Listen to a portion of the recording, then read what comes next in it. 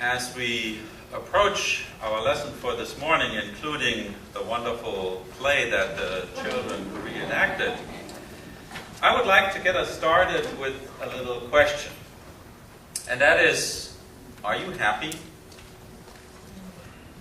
I know that's a very personal question, so I'm not going to ask you to raise your hand or not raise your hand as the case may be. But let's do a little mental exercise. What if I gave you a form with a scale of 1 to 10, with 1 representing the complete lack of any happiness in your life, and 10 representing ultimate bliss? Where on that happiness scale would you rate yourself? Think about that for a moment. Now, according to a recent large study, most people rate themselves between 6 and 7. That is somewhat happier than average. And this is not just true in this country, but also across cultures and over extended periods of time. And to me, this finding is quite surprising in a number of ways. In a positive sense, it says that the majority of us see the glass a little more full than empty, the blessings in our lives more abundant than the challenges, the joys outweighing the hardships. Also, on a positive note, there are only a rather small percentage of us who rate themselves on the very low end of the happiness scale. Fortunately, only a very small number of us feel truly miserable and devoid of any happiness in our life whatsoever. But the opposite is, of course, also true. Very, very few of us feel completely happy.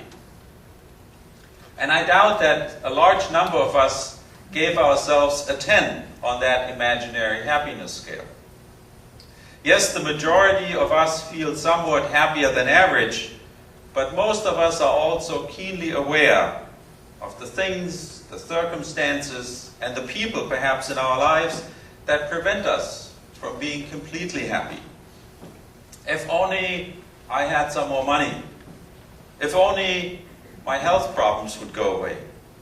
If only I didn't have to deal with my mean coworker or my boss. If only I would be in better shape. If all these obstacles were removed, then we may feel we would be completely happy. So true well-being becomes this elusive goal that requires a lot of heavy lifting to remove all the obstacles that are in the way, that stand in the way of us being completely happy. Now, there's certainly no shortage, at least in this country, of aids that promise to help us with this heavy lifting to get rid of these happiness-impeding obstacles in our lives. Self-help schemes, as we all know, are being offered wherever we turn. Working hard to remove the obstacles that stand in the way of our true happiness is as American as apple pie. The pursuit of happiness is part of our core values as Americans. Self-help schemes are a big part of our economy. And as we all know, these self-help schemes range from infomercials about how to become a millionaire in 3 months to tapes with jungle sounds that help us sleep better. They range from the serious to the ridiculous, from well-thought-out nutrition plans to the all-carrot diet. If improving your physical well-being is what you're after, then you can go to any number of gyms or to perhaps an aerobics class. If you're more intent in getting your emotional house in order, the offerings are just as abundant. You can learn to think positively, or you can discover your inner child. You have the option to participate in therapy of almost any imaginable kind. Single or group, talk or meditation, Eastern or Western, aromatherapy or Freudian analysis. And to enroll in any of these self-help schemes and programs means that I have the sincere intention to remove an obstacle that stands in my way of true happiness and well-being. Whether that obstacle be insufficient exercise, or lack of money, or weight, or alcohol consumption, or perhaps trouble in one of my relationships. Now, just reading a book, however, and enrolling in a self-help program is not the same as actually carrying through with my good intentions, is it? If we're honest, we have to admit that sometimes our good intentions and best laid plans end up as just that. And when our self-improvement schemes are not working the way we had hoped, we tend to come up with excuses, sometimes at least, or plausible denials, as we call them. The weather has been really hot, and as soon as it cools down, I'll be out there running 5 days a week. Or I'm trying to work on my relationships, and I think things would actually be fine if only my mother-in-law would shape up. Or my boss would mellow out a little. Or how about, I'm not sure why the fridge is so full of snacks. Who's buying all this stuff? In other words, when we realize that our self-improvement plans are not quite working the way they should, our first reaction is often not to scrap the plan, but to blame other people or circumstances for why it's not working. We tell ourselves, yes, I'm still committed. Yes, I'm still working on it. But things have changed. Obstacles over which I have no control. My work schedule, other people, my co-workers, my spouse, my parents, my finances, and how about the weather? What do you expect me to do? And that's exactly the same dilemma the man in our gospel lesson for this morning is facing. Things in his life are certainly not the way they should be. So he's come up with a plan for how to fix it. But his self-improvement scheme is clearly not working for him. And that's putting it very mildly. However, the man feels he has no other choice, that he's trapped by circumstances beyond his control. And then, as we heard in the children's story time, Jesus shows up. But let's begin with the beginning. As we heard, there is this pool in Jerusalem near one of the city gates. And the description certainly sounds nice enough. The pool is surrounded by colonnades, and on either side it has steps that lead down into the water, as the excavation of this pool a few years ago actually revealed. But make no mistake, this place is no first century health spa, no hangout for the fitness crowd. Quite the contrary. This pool is a gathering place for folk with every imaginable illness and disability. The blind, those unable to walk, people with Parkinson's, quadriplegics, you name it. They all come to this place. And why? As we have heard, because there is simply no other place to go. Back in those days, as we all know, there was no such thing as Social Security, or Medicaid, or Medicare. So this pool in Jerusalem is the place where these people gather because the water was supposed to have healing powers. Now I imagine it must have been a most depressing place. A place where suffering and despair hung over the water like a dark cloud. And among this gathering of human misery, there's this man, paralyzed, unable to walk, just quietly lying there on his mat, staring at the water. And he's been there almost as long as he can remember, 38 years. Can you imagine? 38 years, day in and day out, lying by the side of that pool, and then one day, Jesus walks by. And Jesus strikes up a conversation with this man, and of course, he realizes the terrible situation this guy is in, having been trapped in this wretched place for 38 years, nearly 4 decades. But as they're talking, Jesus asked this man a most surprising question. Do you want to be made well? What? I can almost hear the man gasp. Do you want to be made well? What do you think, Jesus? What a ridiculous question. What do you think I'm doing here? I'm trying. Can't you see that? Are you perhaps making fun of me, Jesus? That's the gist of the man's answer if you look closely at the text. As he explodes in an angry tale of frustration with the self-improvement scheme he's been desperately trying for the past 38 years of his life. If only someone would help him to get into the water first, he'd have a chance to get well. But nobody seems to care, and worse yet, others actively prevent him from getting into the water, because there's always someone who beats him to the punch. There's just nothing he can do about it. It's circumstances beyond his control. Yes, of course, he's still trying to get well, still sticking to his plan, even though it hasn't worked for almost 4 decades. And by now, it's perhaps just like going through the motions. Maybe by now, this man has somehow settled into his disappointment and gotten used to it, as one gets used to an old leaky faucet. Do you want to be made well? It sure is an unexpected and startling question to be asked after 38 years at that pool. And if you look at the text, you'll notice that the man is so busy with his explanation why he can't get well that he never actually answers Jesus' question. He's just so preoccupied and frustrated with the circumstances and with the people that seem to prevent him from getting well that he doesn't seem to have even time for that question.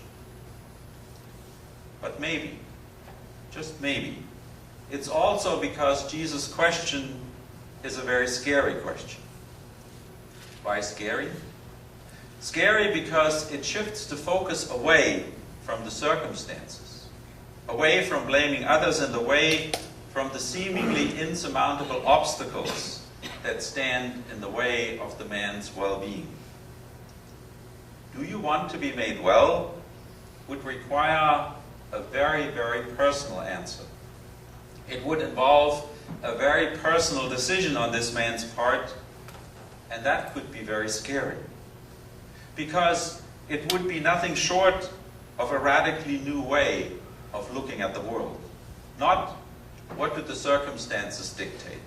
Not what will other people allow. Not even is it possible. But the question, do I want to get well? Do I really? As I said, our text doesn't tell us how the man in our story answers that question. We can't even be sure whether he was able to even hear it. All our text tells us is this: Jesus patiently waits for the man to finish with his painful story of endless frustration and a sense of defeat. Jesus doesn't argue with him one bit. Nor does Jesus seek to implement a more equitable procedure to get everybody into that pool, like a waiting list or a sign-up sheet, as we might possibly do. No, Jesus seems to operate on a completely different, indeed, a completely impossible framework. He simply says to the man, get up, pick up your mat, and walk. And immediately, the man got well. He picked up his mat and started walking. A strange story. Astounding, challenging even, scary and perhaps outrageous, but also healing and drawing us in. This story seems to evoke all of these emotions in us at once. And I think that's because all of us, each in our own way, are in this story as well. It's not just about this man back in the 1st century. The story is also about each of us. Aren't there places in our lives where each of us feels paralyzed? Places that prevent us from walking, from enjoying life as we should. Don't we all have places in our lives that are hurting? Perhaps it's a pain from a long time ago that we still carry around with us. Perhaps it's a relationship with a child or a parent or with our spouse. Maybe it's a disappointment we simply can't get over. Perhaps it's an old grief that's weighing us down. Or maybe it's a personal weakness with which we have been struggling for a long time. Whatever the places of hurt and pain are, we all have them in our lives. And all of us have also developed ways in which we try to cope and come to terms with these things. Schemes we have devised to keep things manageable. Strategies designed to fix things. Ways to keep our heads above the water. And perhaps, like this man in our story, we've been trying some of these self-help schemes for a long, long time, but have not gotten very far. Perhaps like him, we have settled into our pain, into our frustration, into our sense of living with the inevitable. And then Jesus comes along and asks us this question: do you want to be made well? It's a startling, it's an outrageous, and it's a scary question. It's startling because it comes so unexpectedly. Our gut reaction is of course, I want to get well. Don't you see how hard I'm trying? And don't you also see how impossible it is? But Jesus is not asking how hard we are trying to get well. He's not even asking whether we think it's possible. He's simply asking whether we really want to get well. And I think that's the scary part. Because saying yes to Jesus' question would mean admitting that some of my self-help schemes are not working. It would mean letting go of some of the coping mechanisms that I've gotten so used to, even though deep down I know they may have failed. Saying yes to Jesus' question would mean giving up my excuses that it's certain circumstances or people that keep me from being well or happy. It might perhaps mean letting go of some of the pain that I've gotten used to over the years, or an old anger that has turned into a trusted companion. Saying yes, I want to get well, would force me to consider new possibilities. Indeed, it would force me to shift my focus to new possibilities rather than being preoccupied with the obstacles that stand in my way of well-being and happiness. It would mean letting go of familiar routines. It would force me to take steps into the unknown.